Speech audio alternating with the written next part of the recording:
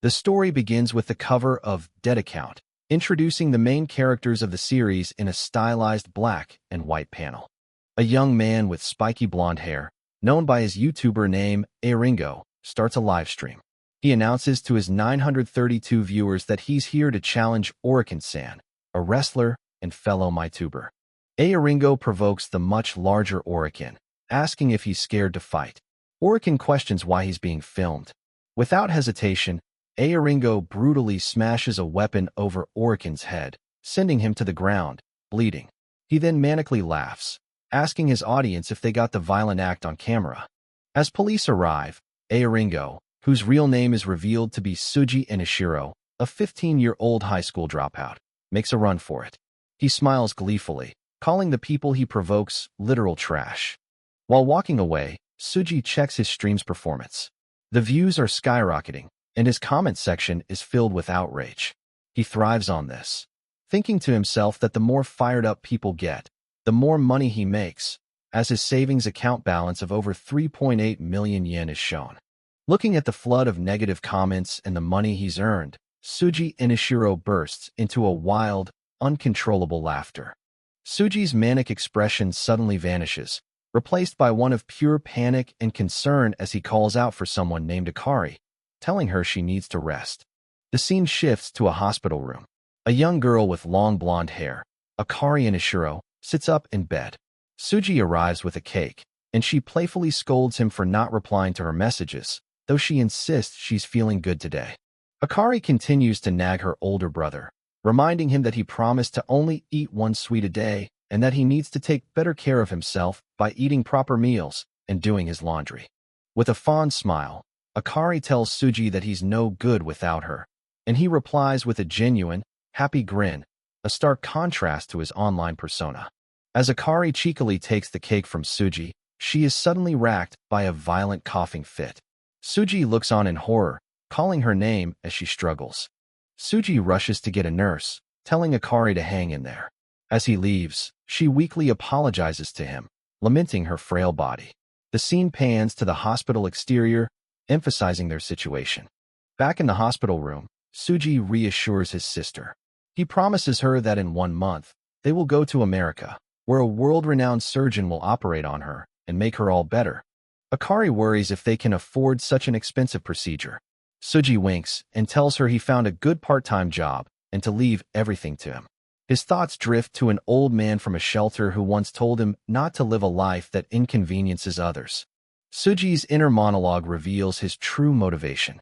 He knows he's inconveniencing others and that he lacks talent or education, but he has a sturdy body and is good at fighting. He's willing to do anything to make money for Akari's sake, even if the entire world despises him for it. And that's why he encourages the hate, the dislikes, and the outrage. It is the very source of the money he needs to save his sister.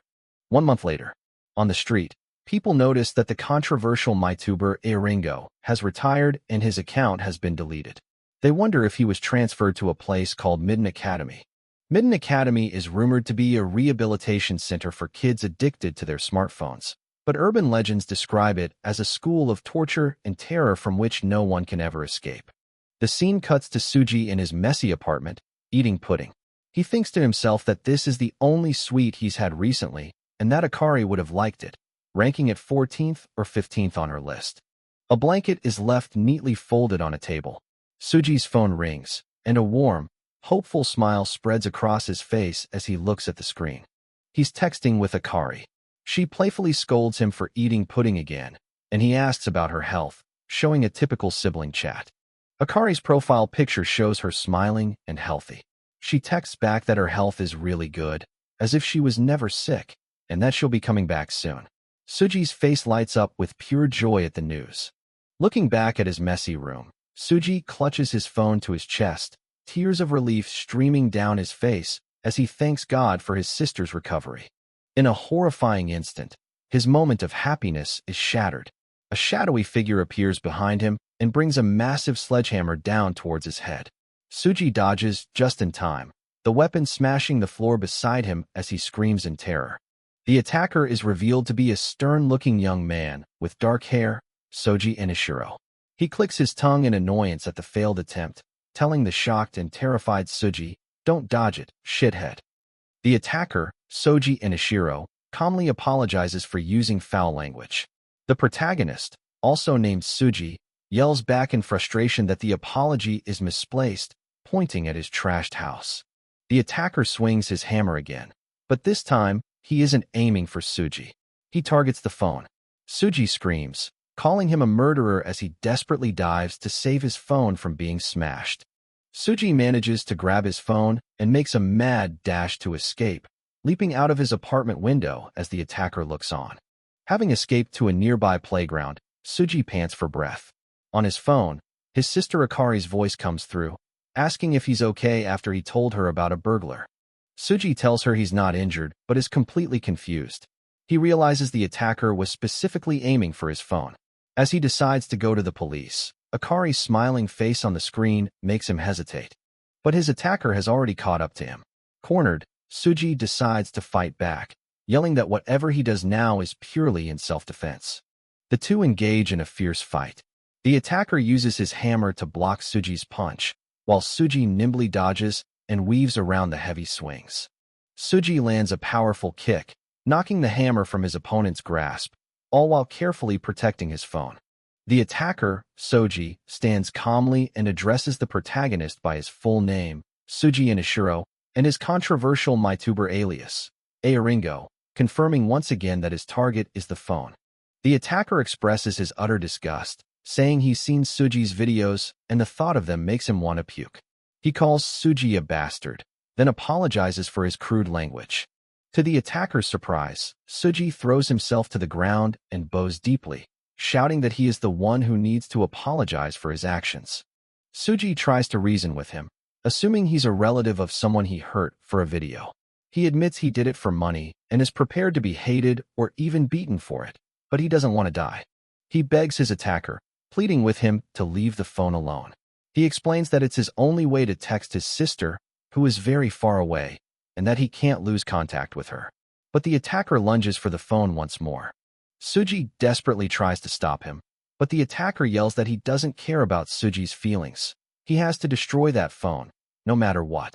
A shot of the neatly folded blanket in Suji's otherwise trashed apartment flashes, a symbol of his denial, as he asks the attacker if he even understands what he's trying to do. The attacker delivers the devastating truth. He screams at Suji that his sister is dead. She died a month ago.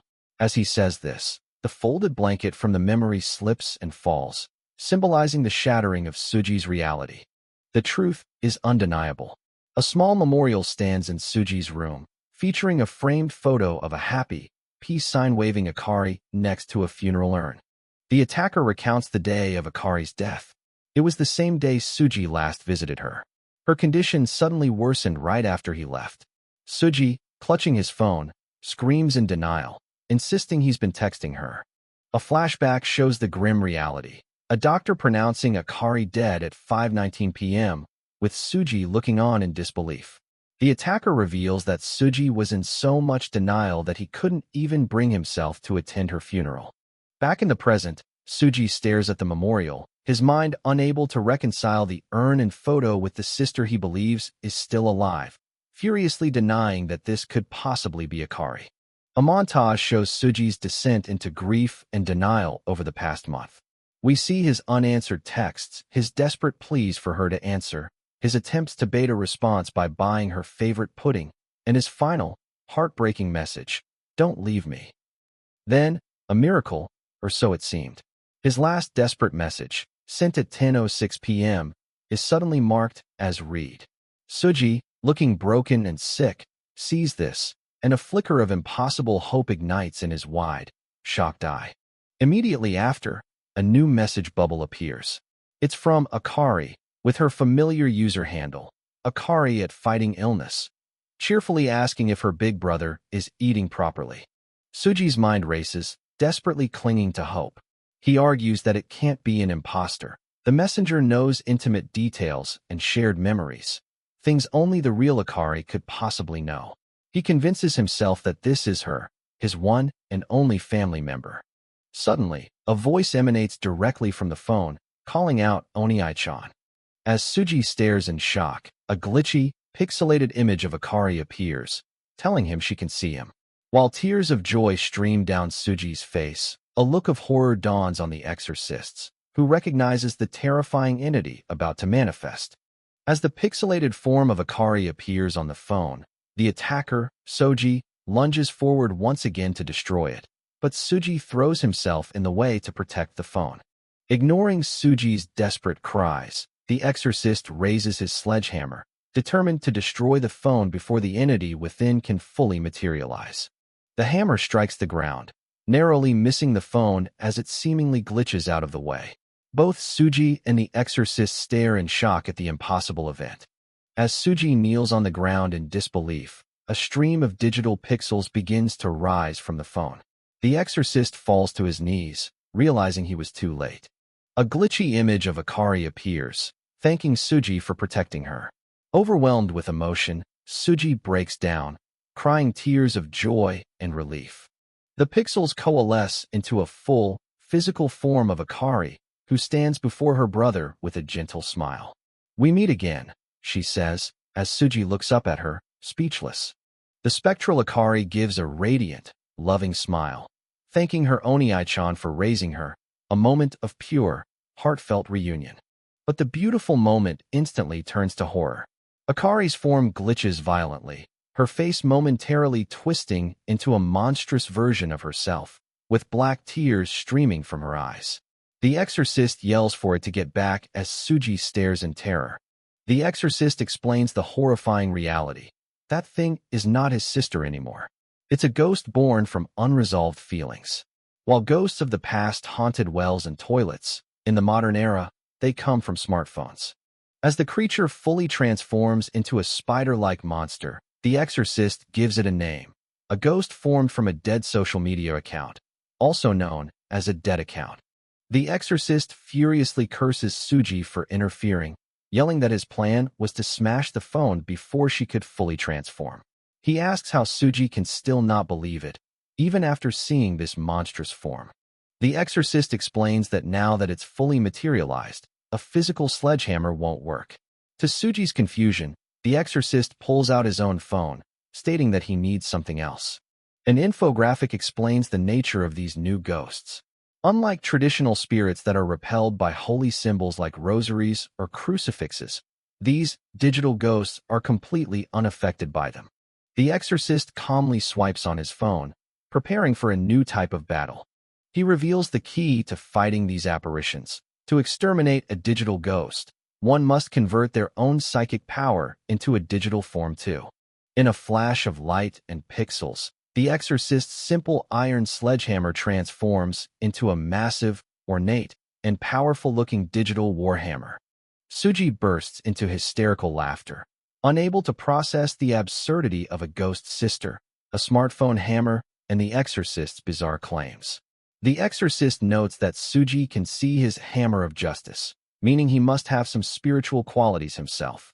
The exorcist declares that despite finding Suji to be unpleasant scum, he will exorcise his sister. Seeing that part of the monster is still connected to the phone, he shouts, "Now's the chance," and lunges forward. He swings the digital hammer, unleashing a powerful wave of energy directly at the dead account. The exorcist leaps into the air, throwing his hammer like a boomerang towards the creature. Suji can only scream Akari's name in terror. With a powerful cry of "Civility Brigade," the exorcist unleashes his special move. Countless digital hammers rain down upon the monstrous Akari, causing it to cry out in agony. The exorcist coldly states that the dead belong in hell. Despite everything, Suji can't bear it. He grabs the exorcist from behind, screaming at him to stop, insisting that his sister is in pain. Suji begs him not to exorcise her, weeping that he doesn't care if she's a ghost because they were just reunited. As he pleads, the creature cries out for its Oni-chan, its form being pulled back into the phone. The exorcist finally snaps, grabbing Suji and screaming, "Open your eyes, Suji Inishiro." He tells him the harsh truth. People die, they don't come back, and it's not just him. Everyone who's left behind suffers. With furious intensity, the exorcist yells that we must all come to terms with that pain and continue moving forward with our lives. While Suji holds back the exorcist, the monstrous Akari breaks free from the phone and lunges forward. Suji tries to calm the creature, telling her the man will back off, but it's too late. The creature's hair wraps around Suji's leg, causing him to drop his phone. Paralyzed by the ghostly appendage and seeing the exorcist coughing up blood, Suji realizes how dire the situation has become. The monster calls out to its Oni-chan. The massive, terrifying form of the dead account looms over Suji, its voice echoing with a possessive desire. Now we'll be together forever. In that moment, everything clicks into place for Suji. He finally understands. Ghosts are formed from unresolved feelings, and Akari's strongest feeling was her worry for him, that she shouldn't die because it would mean leaving him all alone. He remembers how she always took care of him, how her life revolved around making sure he was okay. Her greatest regret wasn't her own death, but the thought of his loneliness. With crushing guilt, Suji realizes the truth. The one who stopped Akari from passing on, the one who tethered her to this world with his own grief and denial, was him. His mind flashes back to his life as a controversial streamer, a life fueled by hate and outrage, a life he lived for her sake, but one that ultimately trapped her spirit. As he reaches for his phone, something inside him awakens. The fire he cultivated from the world's hatred ignites not as online comments, but as real spiritual power. The exorcist watches in stunned silence as Suji begins to glow. A torrent of digital energy swirls out from the smartphone, enveloping Suji. Suji stands, bloodied but resolute, surrounded by a powerful, glitch-like aura of his own. The exorcist, watching in utter disbelief, realizes what has just happened. Suji has undergone a digital conversion of spiritual power via the smartphone, a spiritual awakening in his most desperate moment. Suji faces the monster, no longer with fear, but with sad acceptance. "Akari," he says, "you are dead. You can't be here anymore." The creature roars, begging its Oni-chan to come with it, to be together. He admits his failings as a brother, acknowledging he couldn't even take care of himself without her. But he makes a new promise, to honor her memory by eating properly and sticking to just one sweet a day. "You don't need to worry anymore," he says. With tears streaming down his face but his voice filled with newfound strength, Suji makes his final declaration of independence. "I'll be fine, even if I am alone." He thrusts his hand forward, unleashing the full force of his awakened spiritual power. The blue, digital energy engulfs the dead account. For a fleeting moment, the serene, smiling face of the true Akari appears before she peacefully disintegrates, leaving Suji standing alone in the aftermath. The fight over, Suji finally lets out all his pent-up grief, screaming in anguish for his lost sister as the wounded exorcist looks on. As night falls over the ruined apartment complex, a new group of individuals arrives on the scene, observing the exhausted Suji and the injured exorcist. A young man with headphones, Emoto Narihiko, exclaims that the exorcist is dead. The exorcist, whose name is revealed to be Kasakabe Kukuru, retorts that he is not dead yet. Two girls, Hasumi Renai and Yurisugawa Kiyomi, join the conversation. Kiyomi teases Kukuru for nearly dying after rushing in alone, while Renai calmly takes pictures, asking if Kukuru was serious about Suji having a spiritual awakening. The group discusses Suji, noting his fire-raising or offensive-type spiritual power. Kukuru, looking at his own arm, notices that the fire from Suji's power was blue. Suddenly, a teacher appears. Kiyomi asks what they should do with Suji. The teacher, hearing about the blue flame, says that, of course, they are taking him with them, much to the group's shock. The teacher, Asahi Yuamura, declares that Suji is going to Midden Academy, the frightening school where, once you enter, you cannot get out. The chapter ends with Suji lying unconscious, his fate now intertwined with this school for modern ghost exterminators. The chapter opens with a recap of a nightmare. Suji Inishiro recalls seeing his smiling sister, Akari, before a terrifying ghost emerges from a phone. A mysterious, black-clad person arrives to perform an exorcism, and in the chaos, Suji awakens a superpower. He dismisses it all as a stupid dream. Suji jolts awake in bed, sweating but relieved that it was just a dream. His relief quickly turns to confusion as he looks around, and realizes he's not in his own room, but in what appears to be a traditional Japanese inn, or ryokan. He sits up, annoyed, only to see the black-clad person from his dream, a woman named Kukuru Kasabata, casually sitting nearby. As she sips her tea, she calmly refutes his hope that it was all a dream, stating, "Like hell it is." Panic sets in. Suji confronts Kukuru, demanding to know where he is and what happened to his sister Akari after the incident. Ignoring his questions, Kukuru simply hands him back his fully charged phone. As Suji tries to message his sister, he realizes he can't find her account anymore. Kukuru explains the chilling concept of a ghost account, a social media profile of someone who has died, which gets deleted once their spirit is exorcised. Suji forces a smile, trying to brush off the grim reality. He claims he's fine and that his sister simply died from her illness, that her time was up. Kukuru watches him, her expression revealing that she sees right through his act. He continues his cheerful facade, declaring that since he's in a ryokan, he'll go home after a bath, all while reminding himself of a promise he made to his sister. Fed up with the act, Kukuru bluntly calls him a piece of shit. Infuriated, Suji yells back, reminding her that she was the one who told him to keep on living. Kukuru calmly introduces herself as Kasabata Kukuru, coldly telling him not to dare call her by her given name. Kukuru then invites Suji to the bath. Still disoriented, Suji follows her, muttering his thanks but still wondering about the expensive-looking ryokan he seems to be in. Leading him onto a balcony overlooking a vast, traditional-style complex, Kukuru shatters his illusion. This isn't a ryokan. She reveals its true name, Midden Academy. As Suji stares at the sprawling academy, Kukuru clarifies its purpose. It's a specialized school for mediums, people with the ability to communicate with spirits. Suji remains in disbelief, arguing that it looks exactly like a ryokan, complete with a leisure room for ping-pong. Kukuru explains the disguise is intentional, built to counter the suspicion that comes with exorcising ghosts. Suji then notices they're in Kusatsu, a famous hot spring resort town. His tour of denial continues as he spots souvenir shops selling local sweets. This further cements his belief that this place, despite what Kukuru says, is nothing more than an ordinary ryokan. The two are now in a large outdoor hot spring. Suji notices his wounds from the previous battle are healing in the mineral-rich water, exclaiming that it's basically a ryokan after all. As the warmth of the water envelopes him, Suji's forced cheerfulness finally breaks. He feels tears welling up, a wave of repressed grief washing over him. He quickly covers his face and looks for Kukuru, whom he calls a shitty monk. Suddenly, a muscular man bursts out of the water with a loud splash, declaring himself the sea monk. He startles the other students, but Kukuru seems unfazed, dryly warning him about the dangers of moving from warm to cold water too quickly.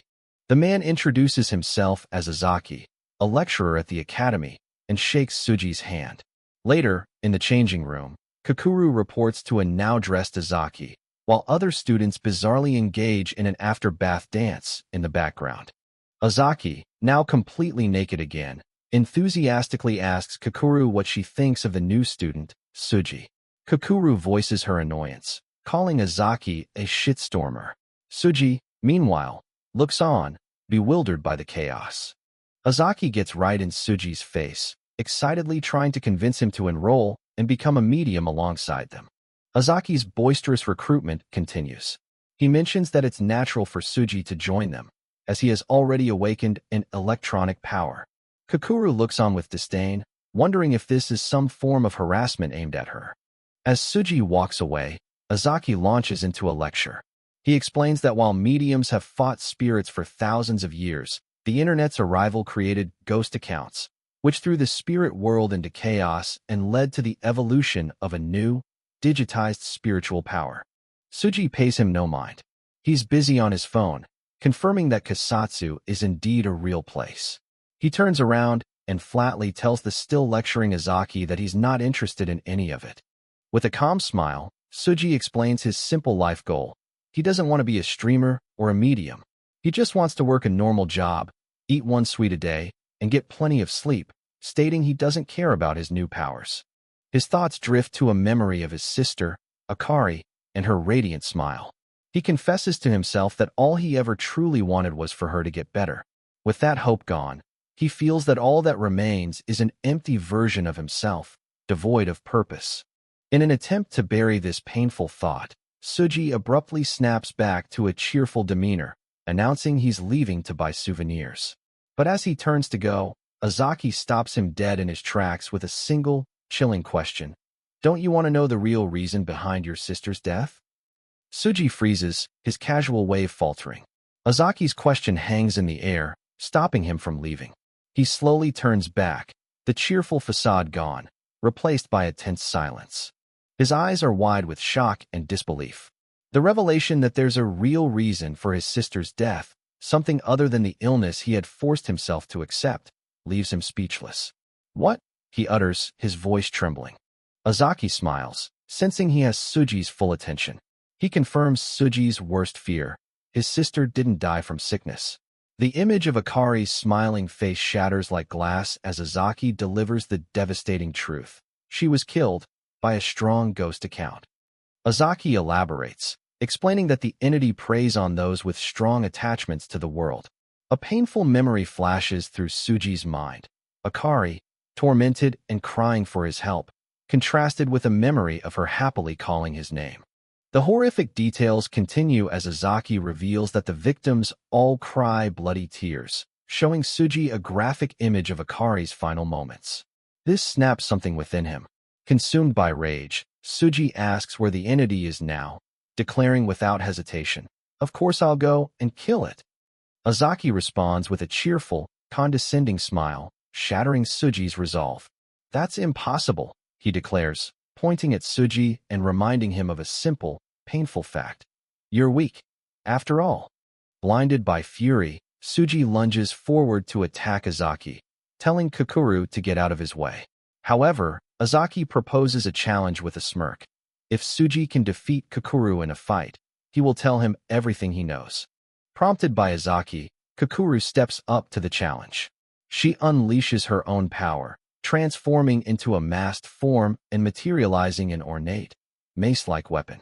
She taunts Suji, daring him to face her if he can. With a sinister grin, Kukuru prepares to unleash her power, announcing her named attack, political beating. She relishes the thought of beating Suji to a pulp. The fight begins.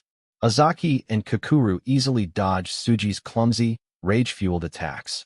Kukuru coldly dismisses his pain, telling him to stop bragging about his misfortune because losing family is a common occurrence at the academy. As Kukuru effortlessly dodges his attacks, she throws him across the room. She smirks, commenting on how good it feels to beat up a flame-type bastard like him.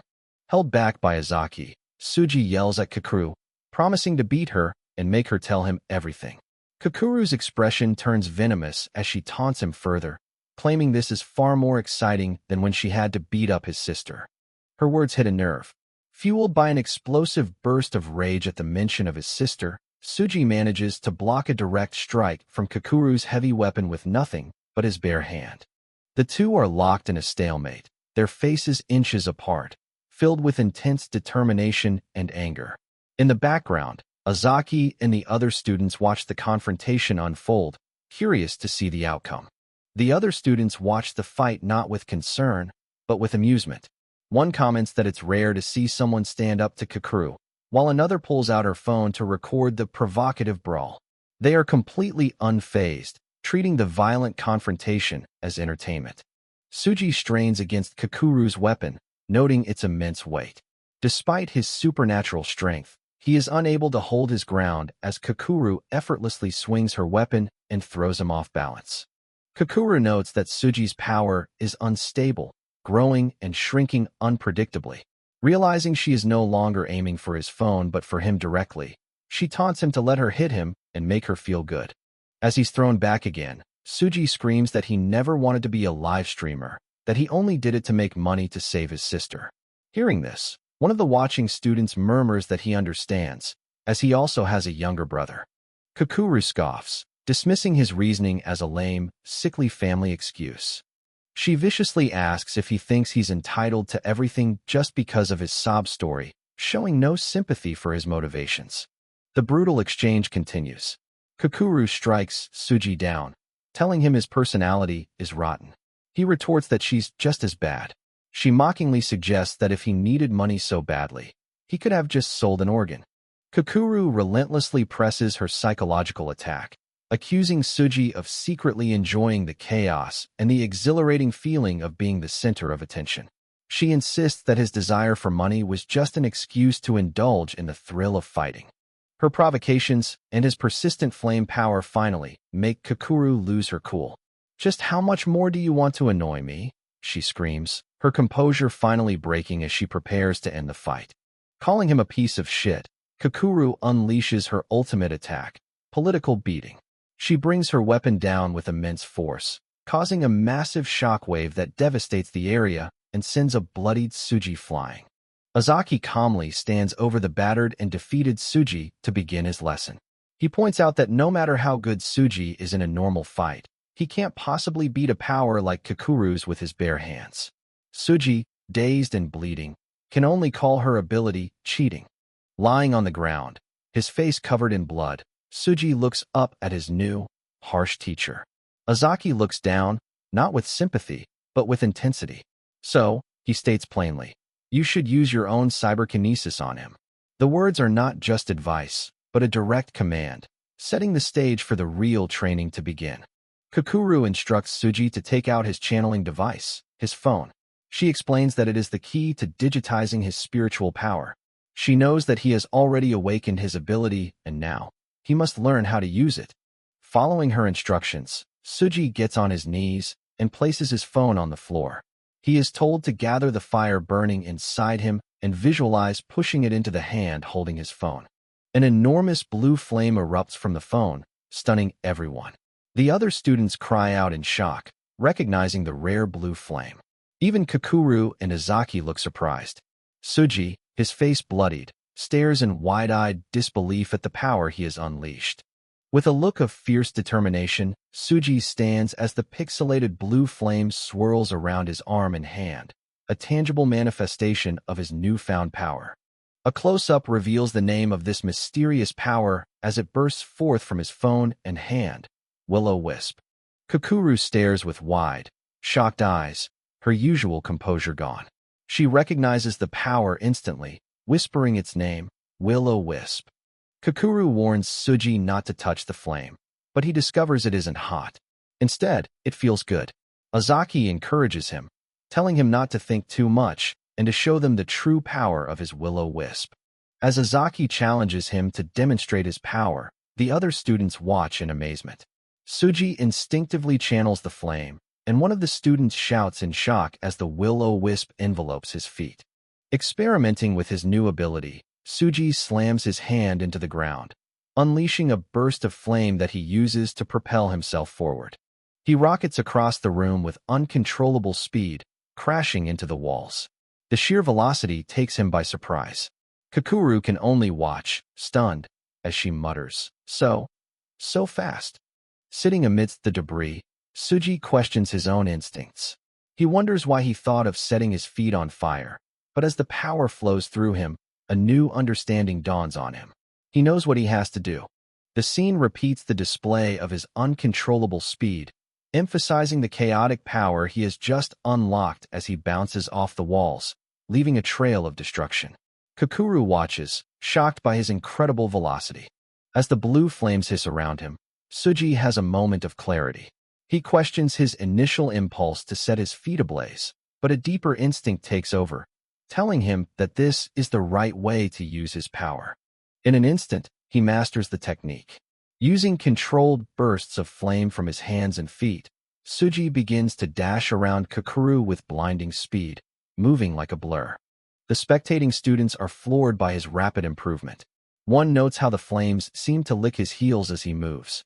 Azaki looks on with a satisfied smile, remarking that this is the kind of power a true flamebaiter should possess. High on his newfound power, Suji's demeanor shifts to one of pure arrogance. He easily blocks Kokuru's weapon with his phone, getting right in her face with a crazed, confident look. The other students are in an uproar, with one demanding they kill the politically correct bastard. Another worries that Suji has the talent to become a true wrecker. Seeing the fight escalating, Azaki steps in, declaring that he's seen enough and that they both did good work. Furious at Azaki for stopping the fight and praising Suji, Kakuru loses her temper. She screams at Azaki to shut up, calling him a virgin bastard and telling him not to butt in. Suji is completely lost in his own hype. He thinks to himself how cool he is and that with this power, he can't lose to anyone.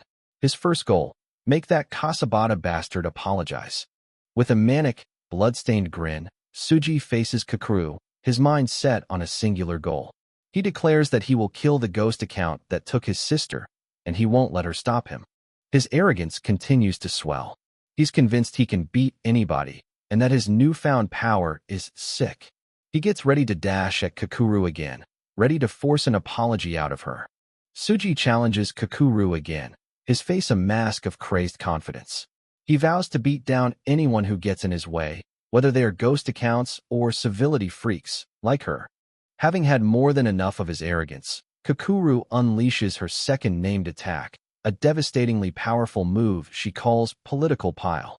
The attack hits with overwhelming force, launching Suji into the air before slamming him down through the floorboards, creating a massive crater and a cloud of dust and debris. Suji stumbles to his knees in the wreckage, his moment of triumph completely shattered. His phone lies broken nearby. He stares at his own trembling hands, the blue flame gone, realizing he is powerless once more. As Kakuru stands over him, her weapon radiating immense power, Suji can only stare in utter shock and terror. In that moment, he understands the vast, insurmountable gap between them. So strong, he thinks, completely overwhelmed. Azaki's earlier taunt, "You're weak, after all," echoes in his mind. The arrogance, the confidence, it all shatters, replaced by a single, crushing realization. "I'm weak," he admits to himself, the truth finally sinking in. Just as Kakuru is about to strike the final blow, Azaki calmly intervenes, stopping her massive weapon with nothing more than a simple fan, effortlessly diffusing the attack.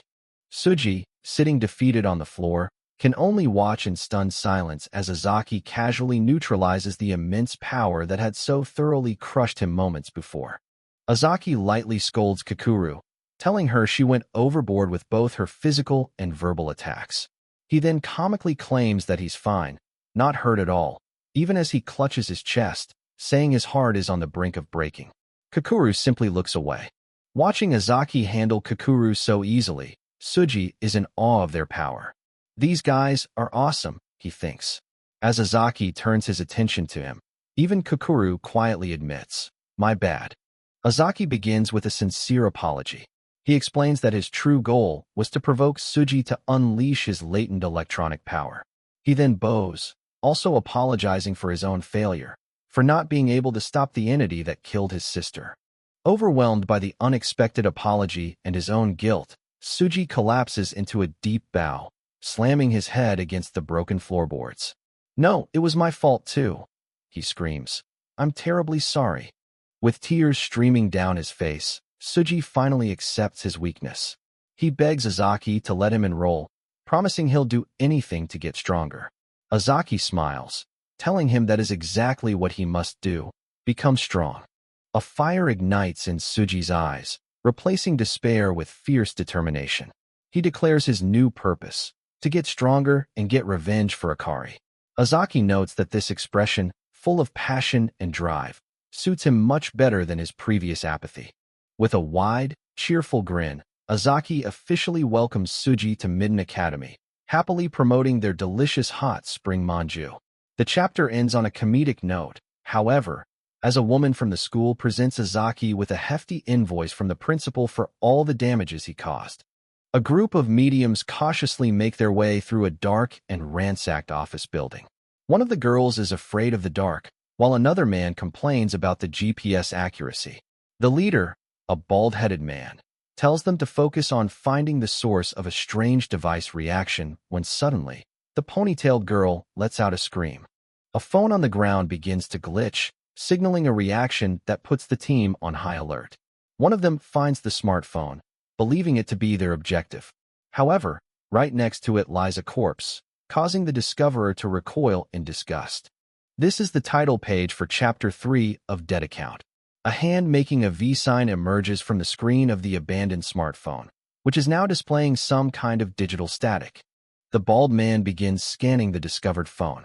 As he does, another team member cynically remarks that even kids use social media after they die. The scan reveals the source, a child's ghost account with the handle, The Lonely. A wave of energy bursts from the phone, striking the bald man. In a panic, he screams at his team, warning them to run because the ghost account they've found belongs to the notorious entity known as The Lonely.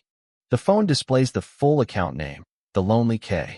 A profile check reveals that there is no information available about the person from when they were alive, shrouding the powerful ghost in complete mystery as it begins to attack. The scene reveals a critical truth to a boy sitting in quiet contemplation. He is told that this ghost account, The Lonely K, is not only the medium society's greatest enemy, but is also the very one that killed his sister. The scene shifts to 5 hours after a fight with a boy named Kasabata.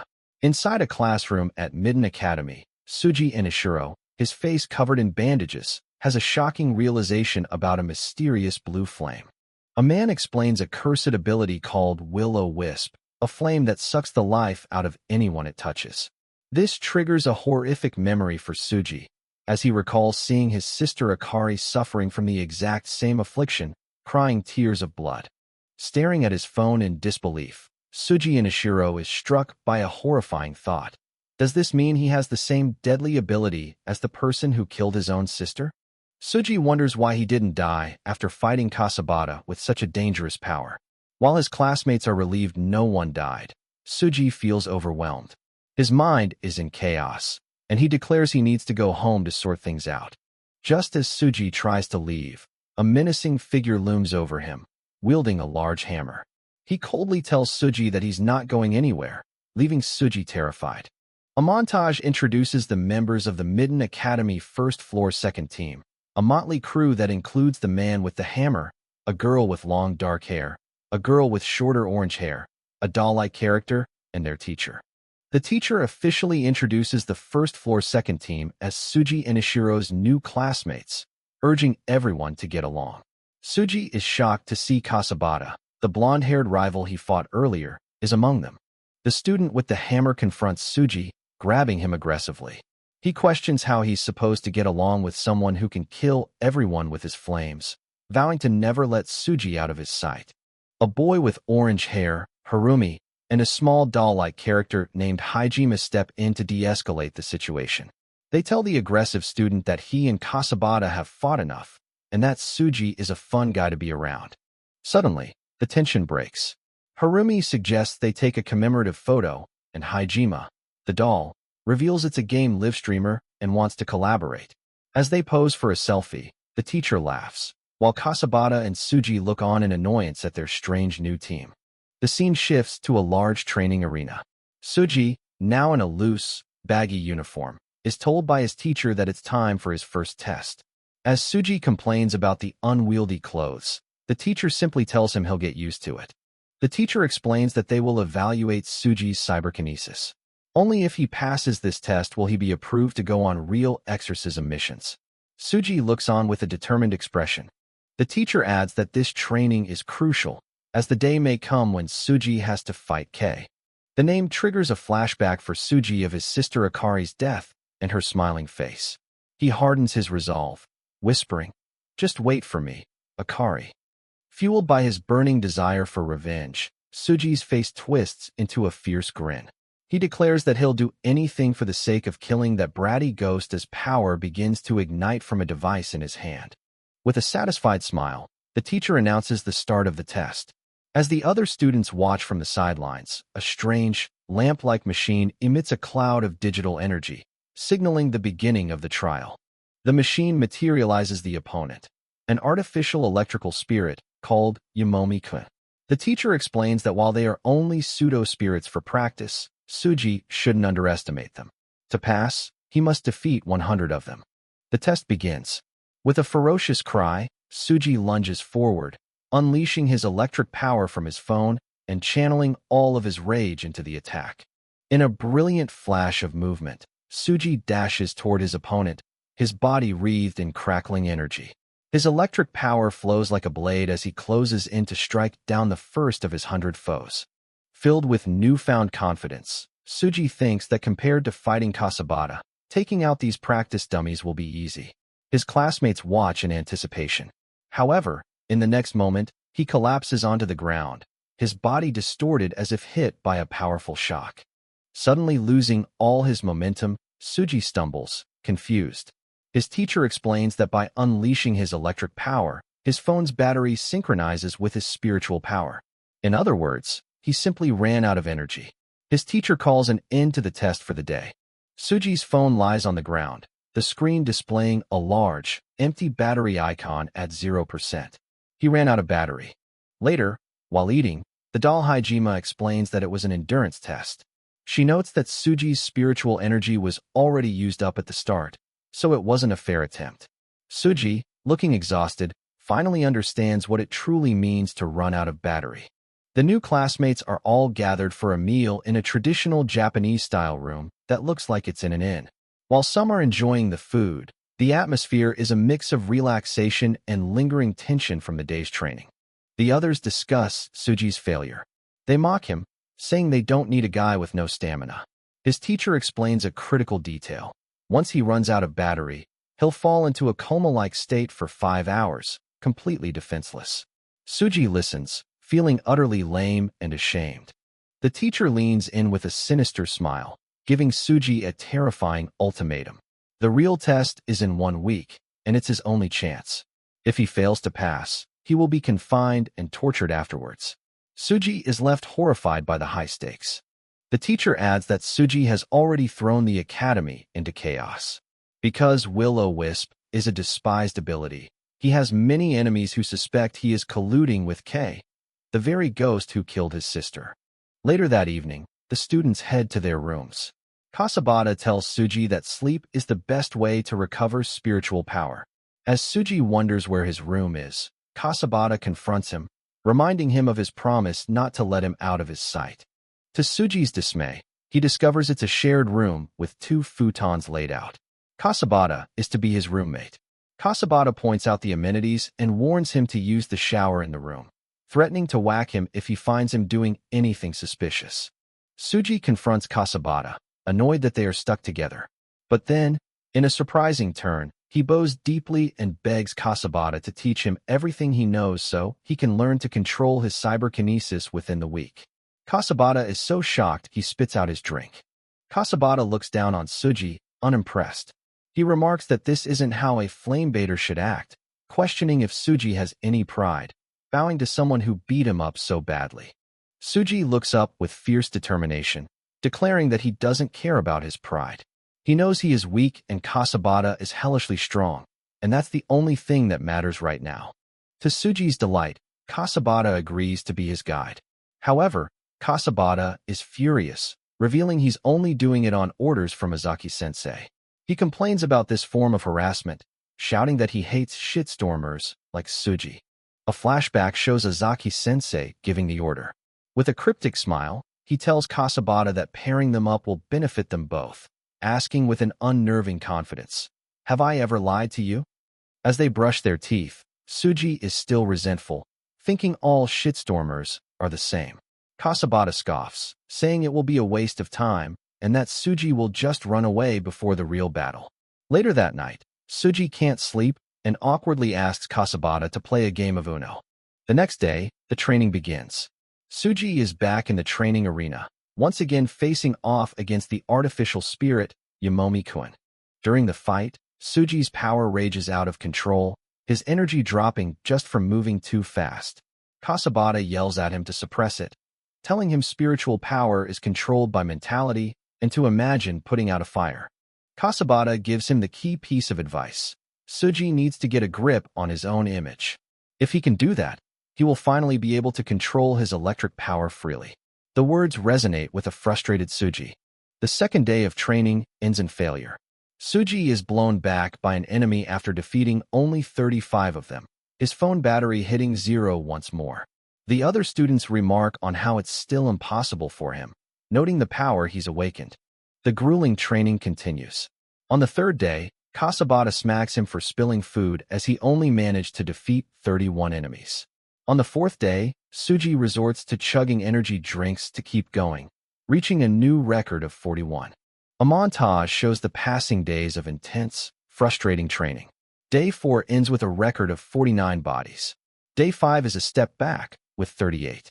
By day 6, the two are screaming at each other as Suji desperately tries to grasp the concept of his image.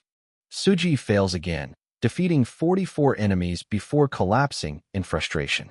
Later, as Suji lies defeated on his futon, Kasabata tells him that he's focusing too much on the superficial image. Kasabata elaborates, explaining that Suji must imagine his power with his whole body and his feelings. He criticizes Suji for having no sense of danger, thinking the stakes aren't real, and reminds him that tomorrow is the final test. With a sinister grin, Kasabata gives Suji a final, chilling warning. This isn't a game. The opposition is eager to dissect him alive and suck him dry. He can really die.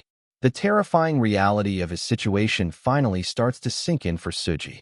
Still processing the chilling warning, Suji timidly asks Kasabata if he can be allowed to go home now. Kasabata looks down on him, thinking that, as expected of a shitstormer who thrives on tension, Suji has finally remembered what's truly at stake. Kasabata's words about being sucked dry trigger a memory, and Suji panics. He realizes he left his sister Akari's portrait and ashes back at his unlocked apartment. Kasabata accuses him of making excuses to run away from the test. With newfound resolve, Suji defiantly eats the sweet bun from before. He declares that he has no intention of running away, because this fight is the only thing he has left. Kasabata watches, a small smirk on his face. It's the day of the real test. In the center of the grand training arena, Suji stands alone, preparing himself as his teacher and classmates watch from the balconies above. The other students look down on Suji with disgust, identifying him as the user of the despised will-o-wisp ability. As Suji feels the weight of their judgment, his teacher watches intently. The test begins. Starting with 100% power, Suji immediately charges an artificial spirit, determined to finish it off quickly. Suji fights with focused intensity, his eyes locked on his target as the digital counter begins to track his progress. Despite unleashing a huge flame, Suji's poor energy management becomes apparent. After defeating only 20 enemies, he's shocked to see he has already used up 50% of his power. His classmates watch his struggle. Harumi is worried, while others remark that it was impossible for him to gain control in just 1 week, comparing his efforts to a newborn learning to walk. As his power drains, Harumi and another classmate shout words of encouragement, telling the newbie to keep it up and go for broke. Suji pushes on, reaching 25 kills, but the numbers on the clock and his power level continue to fall. Suji panics as he sees his power drop to a critical 28%. In his mind, he hears Kasabata's mocking laughter from their training sessions. Kasabata's voice screams in his head, calling him lame and all talk. He taunts Suji, questioning how he could ever claim to want to become stronger than anyone else when he's failing so miserably. Kasabata's sudden outburst from the sidelines leaves the other students completely bewildered. As Suji struggles to stay in the fight, Kasabata continues to berate him, asking if he's a demon for agitating him like this. He cruelly tells Suji to hurry up and fail so he can watch him lose his life. Inspired by Kasabata, the other students begin to join in, chanting "Go die." Azaki-sensei even encourages the mockery, suggesting they should all agitate him. The entire arena now echoes with chants of "Go die," as Suji, overwhelmed and surrounded, reaches 55 kills. The chants trigger a memory.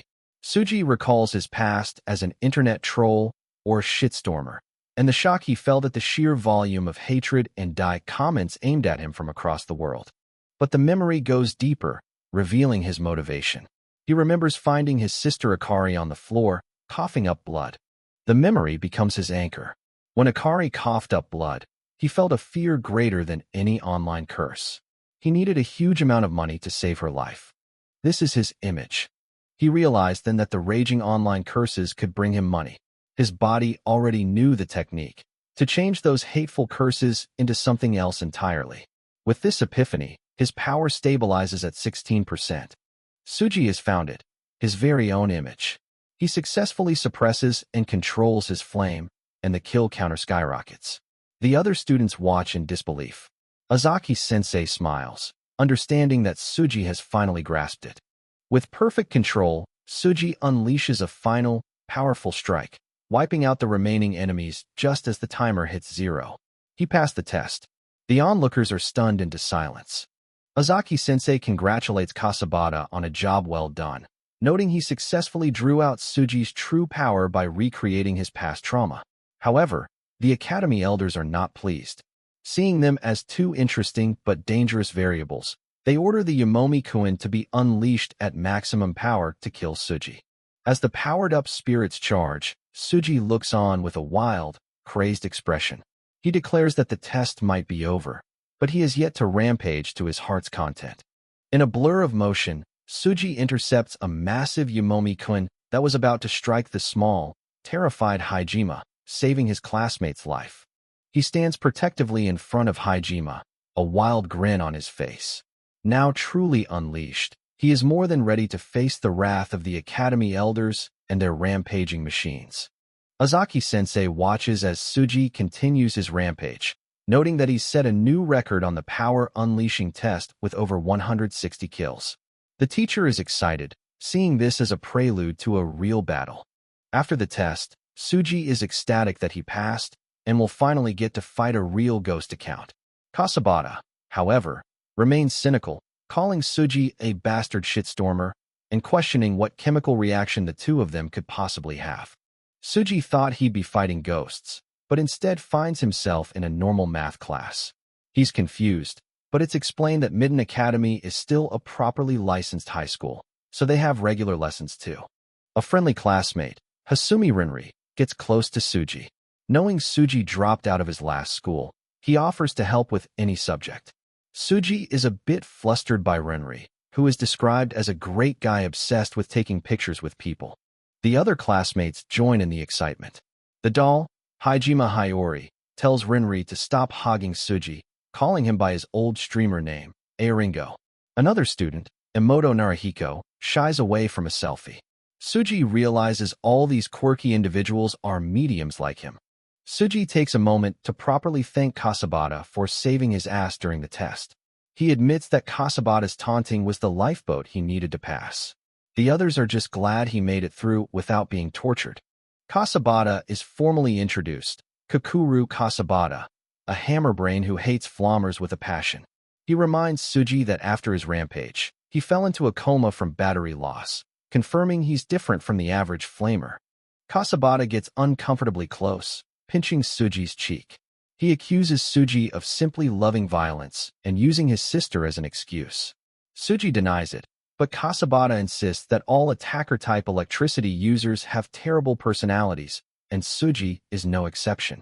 The final key classmate is introduced, Urisugawa Kiyomi. She sits apart, complaining that being stuck in a class with two attackers like Suji and Kasabata is the absolute worst. An argument breaks out instantly. Harumi tries to act as a peacemaker, but Urisugawa refuses to be put in the same boat as the other two. Kasabata and Urisugawa bicker, with Kasabata declaring himself justice and Suji pure evil, while the others watch, unsurprised. Ozaki-sensei enters the classroom with an announcement from the Intel team. A new ghost account has appeared in the city. He looks directly at Suji and declares that this will be his first mission. The teacher explains that since Suji will be going up against an inhuman spirit, fighting one-on-one is out of the question. Suji is a bit disappointed he won't be alone, but is still thrilled at the prospect of a real fight.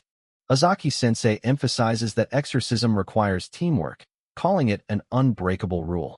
He says this while looking pointedly at Kasabata and Urisugawa, who are still arguing in the background. The teacher announces that he has decided on the team. The camera focuses on Suji, Kasabata, and Urisugawa, the three troublemakers, who realize they are about to be forced to work together. The scene shifts to the mission location, a large electronics store called Fig Camera. A man in stylish casual clothes appears, explaining that he's in disguise because his usual robes would stick out. Suji doesn't recognize him at first.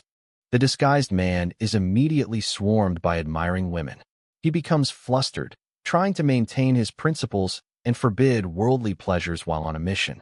Urasugawa looks on, wondering why he even bothered to come. A woman introduces herself as Class 1B's assistant teacher, Itabashi Mahiko. She sighs at the spectacle, then gets down to business, explaining that a thread or swarm of ghost accounts has taken form inside the store. Electronic stores, she notes, are spirit hotspots. Urasugawa complains loudly about having to team up with the two losers, believing it to be a punishment. Kasabata retorts, mocking her by asking if an ordinary teenage boy is one who laughs maniacally while smashing everything. For once, they agree on something. Azaki-sensei loves to torture his students. Urasugawa reveals her real priorities. Her favorite streamer's live show starts in 2 hours, and she needs to donate so they don't forget her. She exclaims she never wanted to be an exorcist anyway, leaving Suji completely baffled. Itabashi-sensei gives the trio their mission: round up and exterminate the low-level ghost accounts inside the evacuated building, but remain cautious. The teacher sends them off with a final warning to come back alive. Suji, Kasabata, and Urasugawa prepare to enter the store, with Kasabata immediately telling Suji not to act like he's in charge.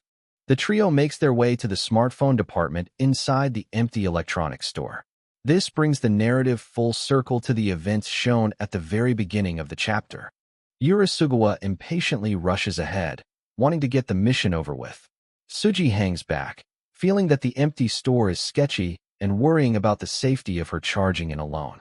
A grotesque, slime-like ghost with glasses materializes right in front of Urasugawa, asking if she can hear it. Suji screams her name in warning as the creature prepares to attack. Urasugawa reveals her bizarre ability, Love Revolver. The slime she took from the ghost morphs into a grotesque, organic-looking handgun. She casually blows the original ghost away, leaving Suji completely stunned.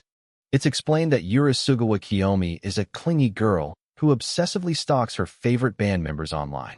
Her unique and powerful ability is a direct manifestation of this intense personality. Kasabata bluntly calls her what she is, a clingy stalker bitch. Suji is still processing this as the scene shows examples of her extreme online behavior, enhancing photos to find a band member's location, getting suspended for harassment, and filling comment sections with obsessive messages.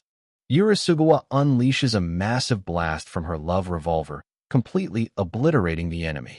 She proudly declares that her favorite is the bassist, Korehikuin, and heatedly denies being a stalker, insisting it's pure love. Kasabata dryly concludes that for her, her smartphone usage is her personality. It clicks for Suji. For attacker-type users, their personality, like Urasugawa's obsession, is what greatly influences their electric power. This must be why he is a flamer type. As he has this realization, Urasugawa casually dispatches another ghost. Suji is shocked to see that Kasabata and Urasugawa, who were just at each other's throats, are now fighting with incredible coordination. They move seamlessly, covering each other's backs as they take on the swarm of ghosts. Suji realizes he was wrong. Their constant bickering wasn't a real fight. It was their unique way of communicating. They have been working together perfectly this entire time. The teacher's words echo in Suji's mind. Exorcism requires teamwork. He finally understands as he watches his two difficult teammates fight as a single, cohesive unit. In a display of perfect synchronization, Kasabata and Urasugawa move as one, striking down a ghost with a combined attack. The two of them stand back-to-back, calm and focused amidst the chaos of battle, showcasing their flawless and destructive teamwork. Watching them, Suji is stunned. This is what a real exorcism looks like. His moment of awe is cut short as a new, larger ghost with a terrifying grin materializes right in front of him. It's Suji's turn to join the fray. His own power ignites as he prepares to back up his new teammates.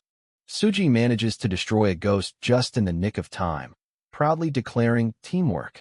His teammates, however, yell at him for cutting it so close.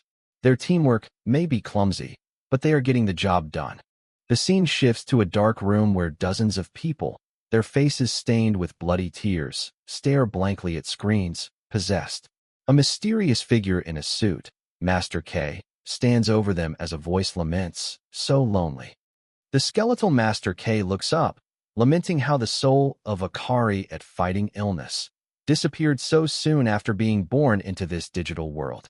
He reveals he has been overcome by this loneliness for 8 full days.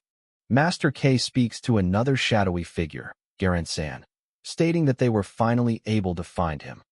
Showing a twisted sense of affection, Master K says Garan-san may hug him if they'd like.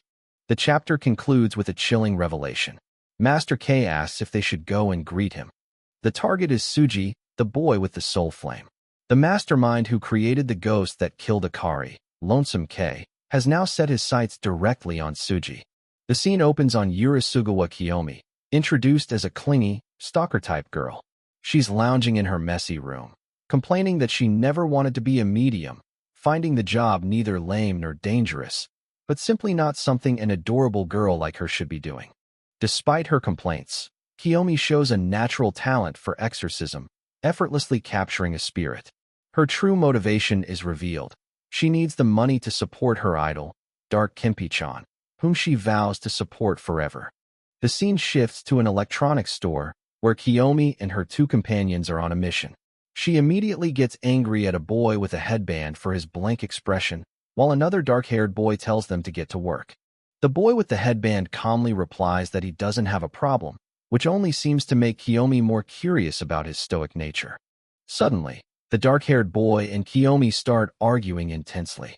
He calls her vulgar, and she fires back, blaming him for the fact that she has to keep making new accounts because he gets them reported. Their argument quickly escalates into a physical confrontation, with the dark-haired boy lunging at Kiyomi as she prepares a counterattack with her slime abilities. Watching them fight, the boy with the headband is stunned, thinking to himself that even while arguing, his 2 companions are amazing. Standing back-to-back after their spat, Kiyomi acknowledges the dark-haired boy's skills are first-rate despite him being a scumbag, but she declares that their class doesn't need another attacker. She specifically mentions they don't need someone with a soul flame. Another student explains her reasoning. No one would trust their back to someone who could kill a person with a single touch, emphasizing that exorcism requires teamwork. Having arrived at the top floor, Kiyomi gets impatient. She tells the others to investigate on their own, wanting to finish the mission quickly so she can watch Dark Strawberry's livestream. As the group proceeds down an aisle, a strange, lone doll appears on a shelf.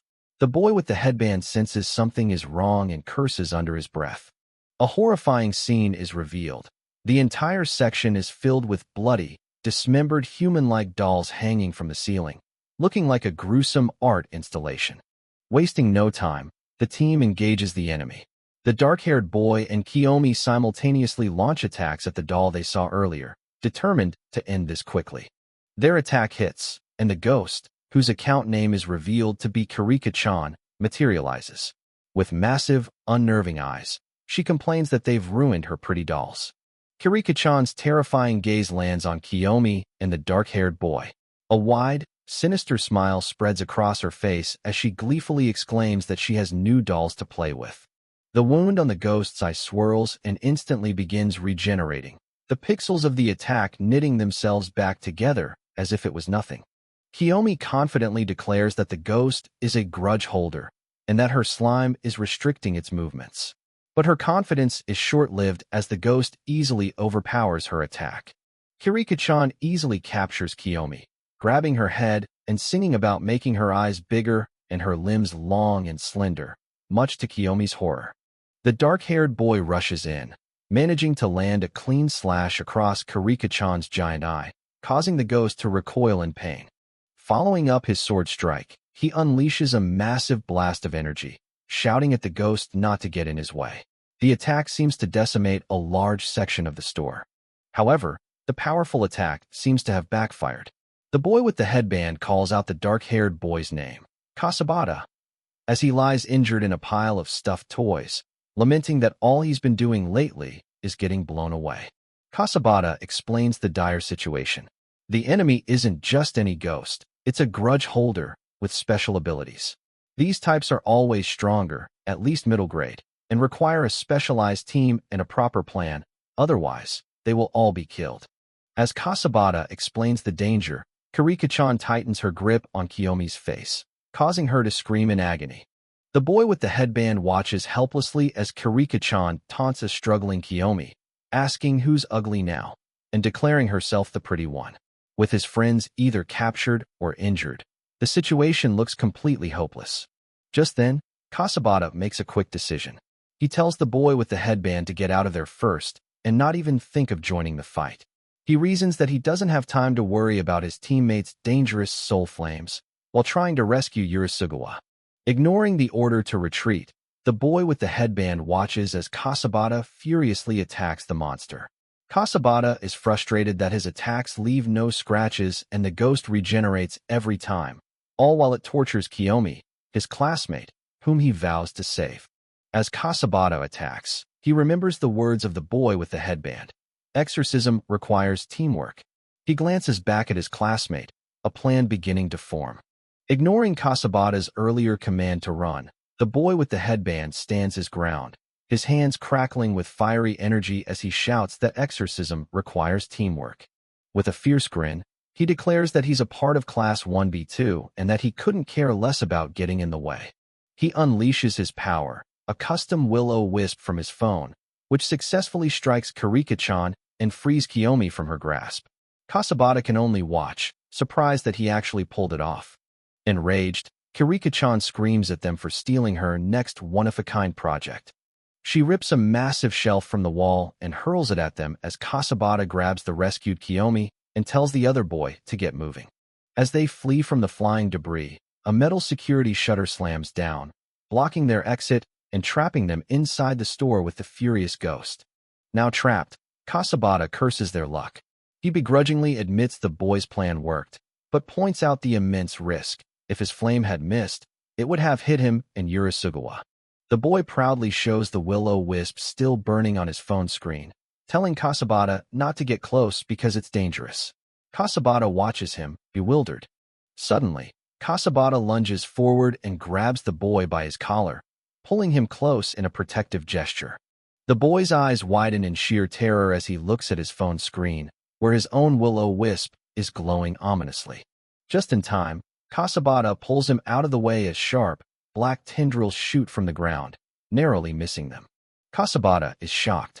He explains that the boy's ability is a cursed flame that sucks the life out of anything it touches. The will-o-wisp is touching him, yet he isn't dead. They turn their attention back to the ghost. The boy with the headband is the first to notice, pointing out that the wound he made with his onabi isn't healing. Kasabata confirms it, realizing what this means. Kasabata begins to explain the mechanics of their world. He states that the concept of yin and yang is central to spirit mediumship, and if a living person uses a power normally used by ghosts, the effect can be inverted. He elaborates, instead of harming living creatures, the boy's ability is completely harmless to them. On the contrary, it becomes a potent poison to the dead. Kasabata compares it to a common video game trope, killing undead monsters by casting healing spells on them. The boy finally understands the unique nature of his power. The boy realizes his flames are more than just will-o-wisps. They are flames that can make demons cry. He dramatically names his ability, Inferno Will-O-Wisp, as demonic faces swirl within the flames emanating from his phone. With newfound confidence, he grins, thinking his power is cool. Kiyomi, now recovered, is unimpressed. The boy tells his team that he came here to get stronger and can't just run away from a source of experience points. Kasabata remains unconvinced, telling him to stop fooling around. He reminds him that Kirika-chan is a middle-grade ghost account and questions how they can possibly kill it when they have no chance of winning. The boy with the headband grins back at Kasabata, his own confidence unshaken. What if we do have a chance? He proposes, challenging Kasabata's pessimism. Kasabata looks over his shoulder at the battered and bloody Yurisugawa. He asks if they can really just leave her like that. The boy with the headband simply states not to worry, as she isn't one to drop dead so easily. Their conversation is cut short by the enraged ghost. How dare you ruin my aesthetic? Kirika-chan screams. Come at me, you snotty brats. I'll kill you all in style. The boy charges forward, tauntingly replying. You called? Kasabata lays out the new plan. He tells Inishiro, finally calling him by name, to use his Inferno Will-O-Wisp to nullify Kirika's regeneration. Meanwhile, Kasabata will burn a hole in her. As they fight side by side, Inishiro cheerfully mocks Kasabata, remarking how twisted it is for a physical attacker to be an electric user. Kasabata, annoyed, yells back for the flamer to just shut up and keep burning the enemy. Kirika-chan launches a ferocious spinning attack, which grazes Inishiro and sends him tumbling to the ground. Kasabata calls out his name in concern, but Inishiro insists he's fine. Her patience worn thin, Kirika-chan descends into a pure silhouette of rage. She gleefully announces her new plan. She will dissect the three of them and decorate the building's outer walls with their dismembered parts to make them truly pretty. The ghost's eyes fill with a dark, artistic desire. She sighs with pleasure, her creative urge welling up at the thought of creating fairy lights made out of blood and flesh. But instead of fear, Inishiro is ecstatic. He licks his lips, comparing the thrill to raiding a Yakuza office. It's clear he's an adrenaline junkie who lives for the excitement of a big fight. Seeing Inishiro's crazed, joyful expression in the face of mortal danger, Kasabata can only sigh and mutter, "Heh, this little shit." Meanwhile, Kiyomi, lying on the floor, comes up with her own aesthetic plan to shove the two boys' heads up the ghost's crotch and expose them. Her twisted thoughts are interrupted by a ping from her phone. The notification is exactly what she was waiting for. The Yami Ichigo Union has just gone live. Kirika-chan lunges, deciding to take out Inishiro first. Kiyomi, suddenly re-engaged, shouts a warning that the ghost, whom she calls Dolly, is too fast for him to hit. The ghost closes in on the terrified Inishiro, her long, manicured nails ready to strike as she gleefully announces that she'll start with him. But Kiyomi's focus is entirely elsewhere. She's horrified that her idol's live stream has already started, one she has always watched on time. A grotesque slime creature, her apparent familiar, emerges beside her. In a fit of rage, Kiyomi grabs her familiar. Forgetting the mortal danger, she screams about how it will take responsibility for making her miss her favorite stream. The ghost is stunned into silence by this bizarre turn of events. Her priorities set, Kiyomi gives her teammates a simple, furious order. Do it, you bastards. Kasabata and Inishiro don't need to be told twice. They unleash a powerful combined doping attack, which they call a political beating, striking the distracted ghost with full force. Even as the boys fight, Kiyomi is now completely absorbed in the live stream, listening to the shout-outs for super chats. The ghost, meanwhile, is infuriated that she has to rip the annoying slime creatures off herself yet again. An idea sparks in Kiyomi's mind as she listens to the live stream. She's determined to get her own name mentioned this time. Who the fuck are they? She mutters, jealous of the other fans. This jealousy explodes into righteous fury. How fucking dare they ogle at my FAV, she shrieks, unleashing a massive torrent of her own energy. Watching her incredible, rage-fueled power output, Inishiro can only laugh in amazement. Haha, damn, he says, clearly impressed. The trio regroups. Kasabata sarcastically asks if Urasugawa is the only decent person here, but she retorts that Inishiro is clearly having a lot of fun himself. He just laughs in agreement. Kasabata sighs, concluding, oh well. In that case, all three of us have fucking twisted personalities. Inishiro quietly agrees the foul language was unnecessary as they charge back into the fray. Elsewhere, a woman who appears to be their handler is on the phone, trying to get backup. She frets that the three might be fighting, but admits to herself that a part of her is excited by the idea. The three are defined by their unique, problematic roles. Urasugawa the clinger, Kasabata the beater, and Inishiro the flamer. Trapped and overwhelmed by their combined, chaotic assault, the ghost Kirika-chan can only scream, "Let me go," as she is distorted by the power of the three most troublesome electric users. The scene culminates in a final, defiant shot of the brutal trio, united in their madness. A question is posed. What happens when you group this brutal trio together? Their very nature provides the answer. No can do. This chaotic power comes from their distinct roles. We are introduced to Inishiro, the flamer, with his inferno will-o-wisp, and Kasabata, the beater, who wields the hammer of political correctness. The chapter opens with a final, stylized look at Urasugawa, the clinger, and her love revolver attack, cementing her role as one of the three most problematic electric wielders. A new chapter begins, Account 7. A brief summary recounts the battle against the ghost account Kirika-chan, and how Inashiro, Kasabata, and Urisugawa, the most infernal trio, launched a counterattack after discovering Inashiro's will-o-wisp was harmless to the living. In her final moments, Kirika-chan fades away, her last thought being whether she looks aesthetic, even while vanishing. Below, the trio stands victorious amidst the rubble of the electronics store. The battle is over. Inashiro asks if they really did it. A battered Kiyomi complains that she thought she was going to die. Kasabata confirms their victory. The adrenaline hits Inashiro. With a wide, manic grin, he shouts, "That felt so freaking good." His teammates can only stare, taken aback by his exhilaration. Kasabata sees through him, telling him to just admit he's that kind of guy. Inashiro reflects that while he wasn't lying about doing this for Akari's sake, something else, a thrill for battle, emerged within him. Looking up at the destruction they caused, Inashiro comes to a startling self-realization. He was actually having fun. Kasabata remarks that many people break on their first mission, but Inashiro is scum enough that being a medium suits him. Inashiro and Kiyomi both readily agree, labeling him as scum. Kiyomi clarifies that his self-awareness of being scum is what makes him top class, far better than those who are self-righteous. Inashiro looks confused by the backhanded compliment. With the tension broken, the team dynamic returns. Kiyomi offers chips while Kasabata promises to beat Inashiro to a pulp in team training. Inashiro just grins, eagerly accepting the challenge. Finally, the three of them shout in unison, a triumphant and cathartic "yeah." Mission accomplished.